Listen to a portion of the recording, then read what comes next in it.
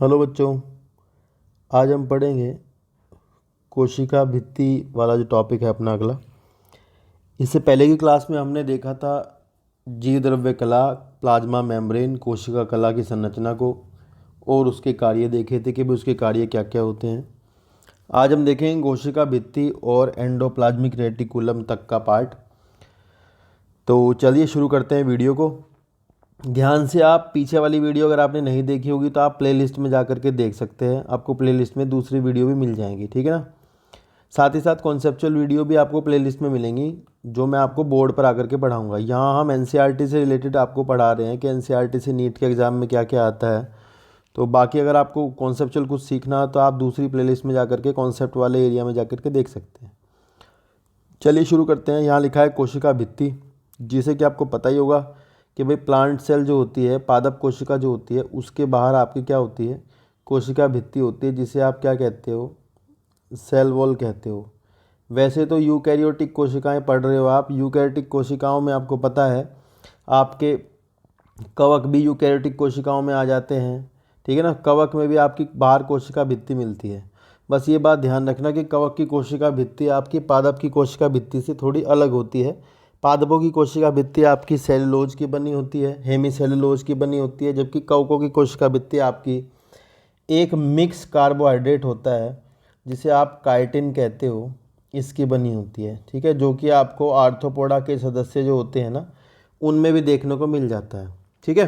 फिर हम आगे बता देंगे काइटिन आपका किसका बना होता है। अभी आप कोशिका भित्ति जान लीजिए ज़रा। देखिए यहाँ लिखा है कि आपको याद ही होगा कि कवक व पौधों की जीव द्रव्य झिल्ली के बाहर पाए जाने वाली दृढ़ निर्जीव आवरण को कोशिका भित्ति कहते हैं। तो ये कवक व पौधे लिखा है तो आपको ज़रूर पता होना चाहिए कि कवकों की कोशिका भित्ति किसकी बनी होती है। तो काइटिन की बनी हुई होती है। आगे आपको कोई पूछे कि काइटिन किसका बना होता है तो आप ये बता देना कि काइटिन जो है वो आपका एन एसिटाइल ग्लूकोसामीन का बना होता है। एन एसिटाइल ग्लूकोसामीन एक प्रकार का कार्बोहाइड्रेट ही है, ठीक है, जिसके बहुत सारे जो मॉलिक्यूल है वो आपके जुड़ करके एक श्रृंखला बनाते हैं जो कि काइटिन कहलाती है। इसे आप फंगल सेलुलोज भी कहते हो। इसको आप काइटिन को फंगल सेलुलोज के नाम से भी जानते हो। आगे लिखा है कोशिका भित्ति कोशिकाओं को केवल यांत्रिक हानियों और संक्रमण से ही रक्षा नहीं करता है, बल्कि यह कोशिकाओं के बीच आपसी संपर्क बनाए रखने तथा अवांछनीय वृहद अणुओं के लिए अवरोध प्रदान करता है।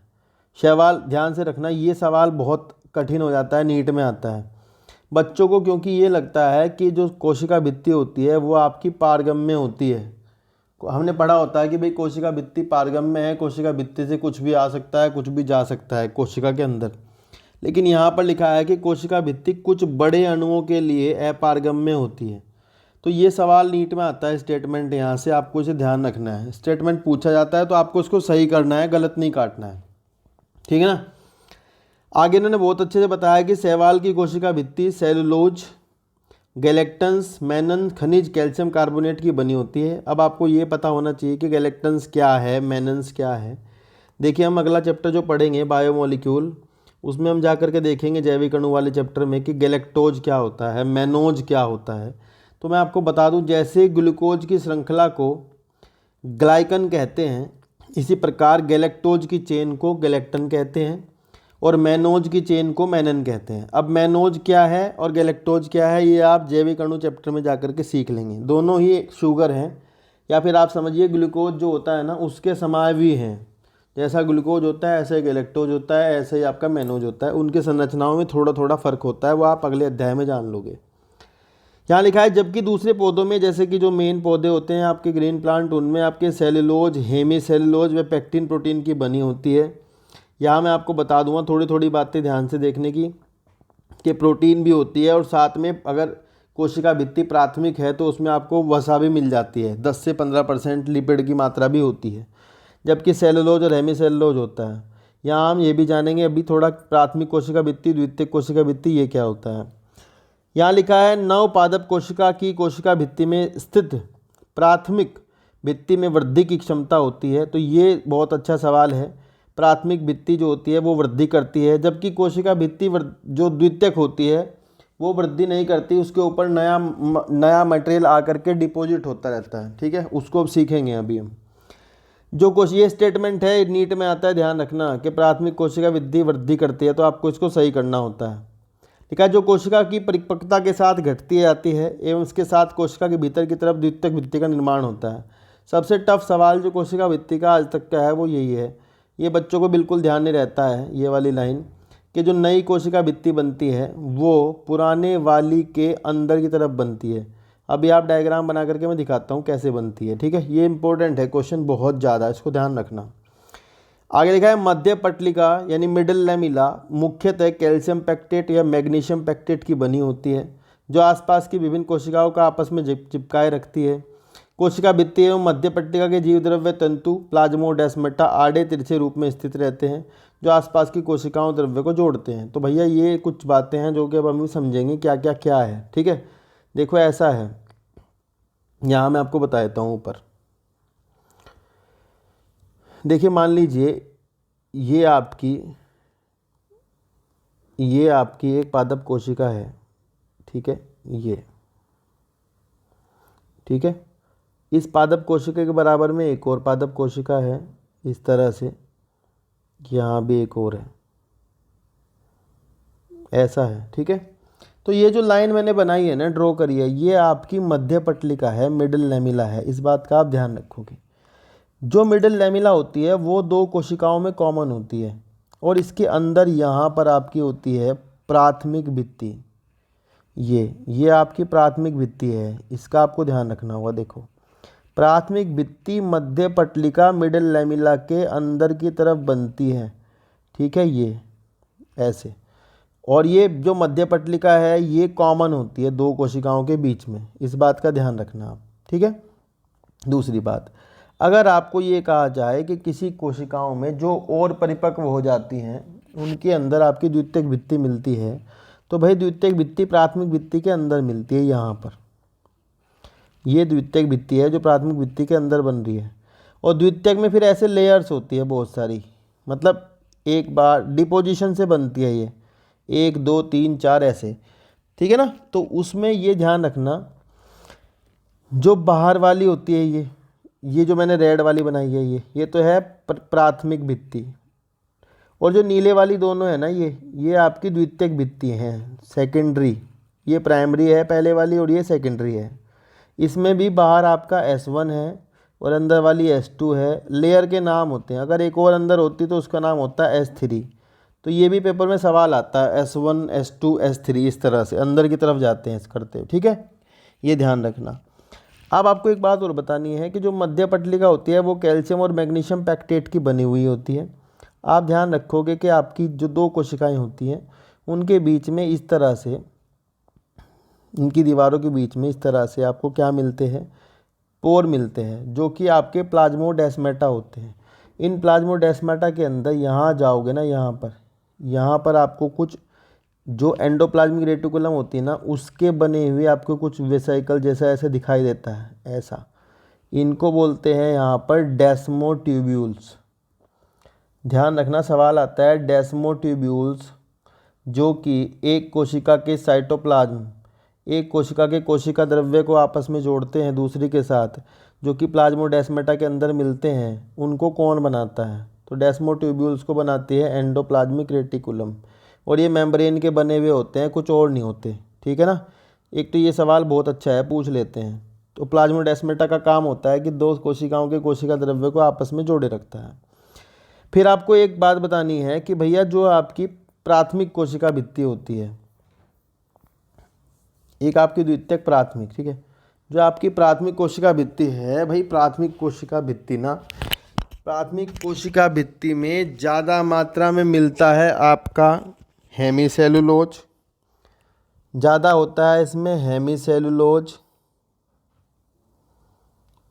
और कम होता है सेलुलोज।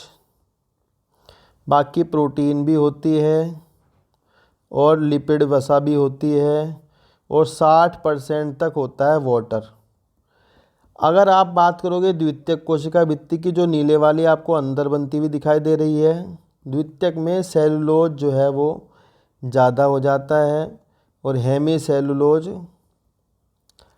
कम हो जाएगा और प्रोटीन होंगी, वाटर कंटेंट वाटर कम हो जाता है और वसा नहीं होती। तो ये दोनों में अंतर होता है। एक और सवाल आपके पेपर में आता है जो कि ये होता है कि प्राथमिक जो भित्ति है ये कैसे बढ़ती है। तो आपको कभी ऑप्शन अगर दिखे तो आपको केवल ऑप्शन चूज़ करना है। मैं आपको ऑप्शन बता रहा हूँ क्या आता है कि प्राथमिक भित्ति इनटू ससेप्शन से, ये वर्ड बहुत इंपॉर्टेंट है, ध्यान रखना, इनटू ससेप्शन से वृद्धि करती है। इसमें क्या होता है, पहले से उपस्थित मटेरियल में नया मटेरियल आकर के जुड़ जाता है। द्वितीयक भित्ति जो आपकी होती हैं ये एक्रेशन से वृद्धि करती हैं। इसमें नया मटेरियल आकर के पहले वाली लेयर के ऊपर डिपॉजिट होता है, लेयर पे लेयर चढ़ती हैं, जबकि पहले वाली में क्या होता है, जुड़ता है आकर के उसी पहले वाले मटेरियल के अंदर। ये दो बातें और ध्यान रखनी है आपको। और सबसे इम्पोर्टेंट बात जो है वो ये याद रखनी कि द्वितीयक कोशिका भित्ति प्राथमिक कोशिका भित्ति के अंदर बनती भी जाती है, ठीक है। और सबसे अंदर की तरफ होती है मेम्ब्रेन या फिर कला, जीव द्रव्य कला होती है। और बीच में दो कोशिकाओं के आपके मिलती है, काले वाली जो है आपको दिख रही होगी, इसे कहते हैं मध्य पटलिका या मिडल लैमिला। जो मिडल लैमिला है बच्चों, ये कैल्शियम और मैग्नीशियम पैक्टेट की बनी हुई होती है। ध्यान रखना, कभी कोई सिंगल सेल होती है, अगर एक सिंगल कोशिका होती है ना, तो उसमें मध्य पटलिका नहीं मिलती बाहर। ऐसा ना सोचना कि सिंगल कोशिका होगी तो उसमें बाहर की तरफ मध्य पटलिका मिलेगी। तो ये कुछ कोशिका भित्ति की इंपॉर्टेंट बातें हैं। कोशिका भित्ति कोशिकाओं को ऐसे सॉल्यूशन में रख दें, अगर मान लो उसको पानी में रख दोगे तो ये उसको फटने से बचाती है। ये आप ट्रांसपोर्ट वाले चैप्टर में जाकर के आगे समझोगे कि कैसे ये कोशिकाओं को फटने से बचाती है। भित्ति दाब ये बनाएगी, वो भित्ति दाब जो है आपका स्फीति दाब के अगेंस्ट काम करता है और फिर उसको फटने से रोकता है कोशिका को। ये थोड़ा ध्यान रखना, ठीक है।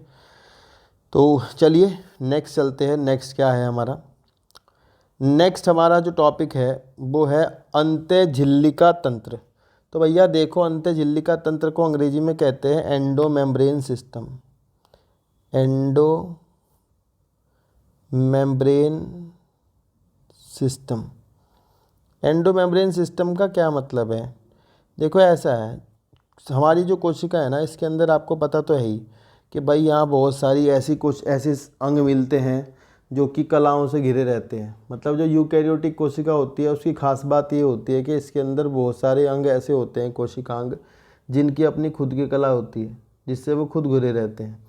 तो ये कह रहे हैं कि यहाँ पर कुछ कोशिका के अंदर पाए जाने वाले कोशिकांग जो होते हैं ना, वो एक दूसरे से इस तरह से कनेक्टेड रहते हैं, उनका कनेक्शन एक दूसरे से आपस में इस तरह से रहता है। मतलब एक की प्रोडक्ट दूसरे के पास जाती है, दूसरे की तीसरे के पास जाती है। तो यहाँ पर जो आपस में कोऑर्डिनेट होकर के काम करते हैं, ठीक है, एक दूसरे से मिलजुल के काम करते हैं, वो सारे कोशिकांग आपके अंतःझिल्लिका तंत्र का हिस्सा होते हैं। और जो अलग अलग काम करते हैं, जैसे माइटोकॉन्ड्रिया, क्लोरोप्लास्ट अपना करता है, माइटोकॉन्ड्रिया अपना करता है, बाकी सब अपना करते हैं, तो वो आपके अंतःझिल्लिका तंत्र के हिस्सा नहीं होते। तो सवाल आपके पेपर में आता है, इनमें से कौन अंतःझिल्लिका तंत्र का जो है हिस्सा नहीं है। तो ये ध्यान रखना, बस इस पैराग्राफ से यही क्वेश्चन आता है। पहले पढ़ो आप इसको। यहाँ लिखा है कि झिल्लीदार अंगक कार्य व संरचना के आधार पर एक दूसरे से काफ़ी अलग होते हैं। इनमें बहुत से ऐसे होते हैं जिनके कार्य एक दूसरे से जुड़े रहते हैं, उन्हें अंतःझिल्लिका तंत्र के अंतर्गत रखते हैं।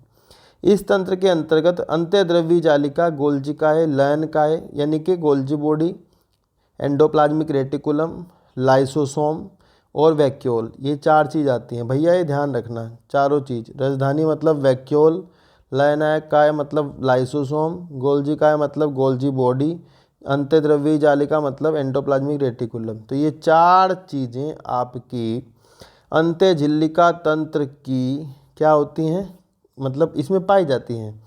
जबकि सूत्रकणिका लाइक माइटोकॉन्ड्रिया, हरित लवक मतलब क्लोरोप्लास्ट, परऑक्सीसोम, ये आपके मतलब अलग अलग अपना अपना काम करते हैं। तो ये आपके इस अंतर्गत नहीं आते हैं, ये आपको ध्यान रखना है, ठीक है।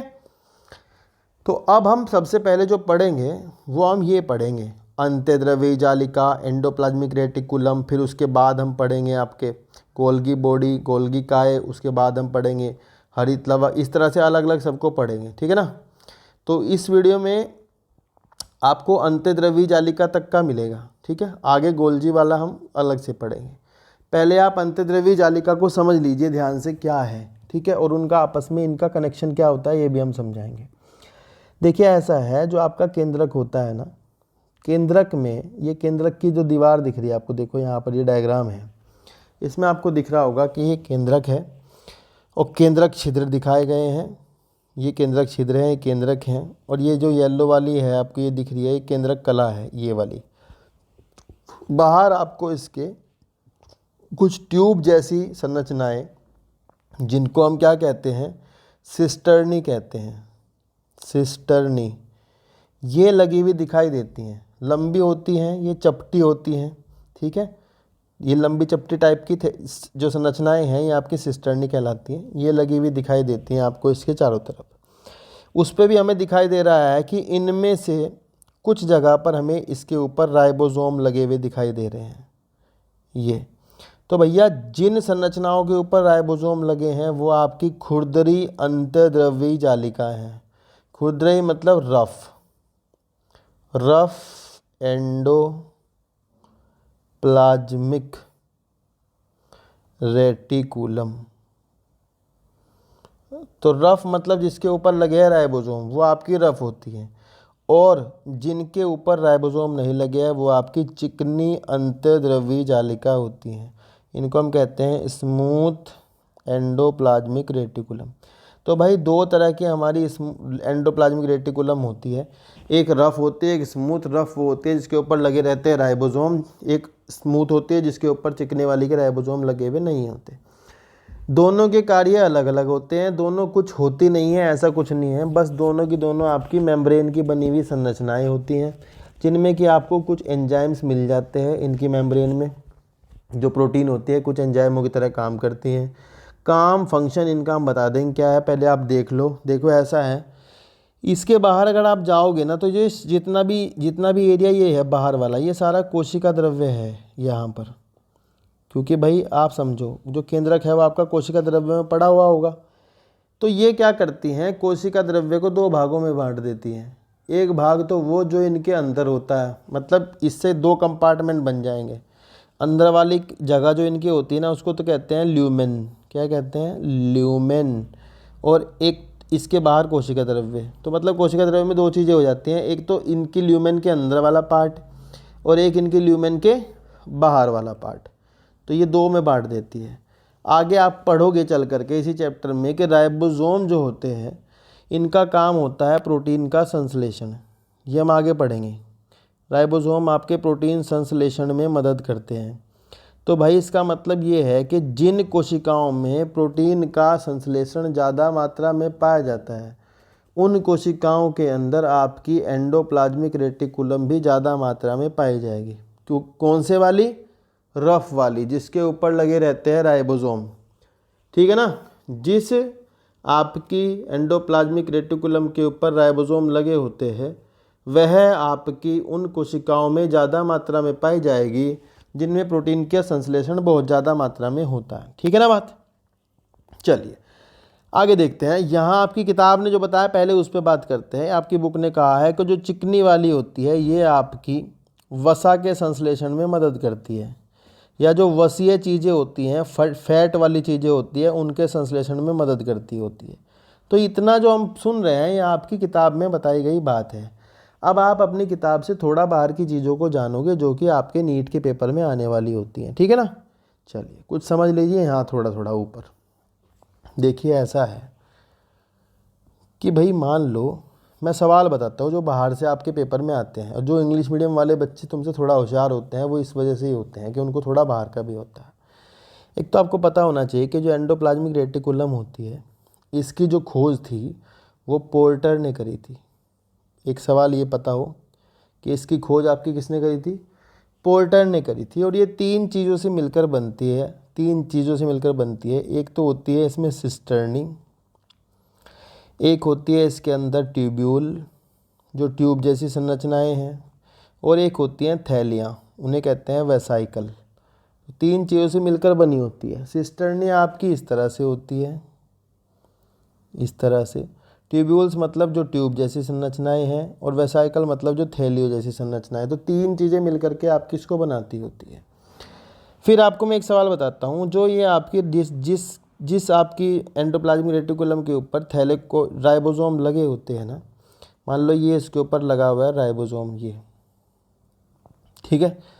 तो राइबोसोम को जोड़ने के लिए इस एंडोप्लाज्मिक रेटिकुलम की मेम्ब्रेन में ये जो दो ब्लैक डॉट है ना, ये दो प्रोटीन होती हैं जिनको हम कहते हैं राइबोफोरिन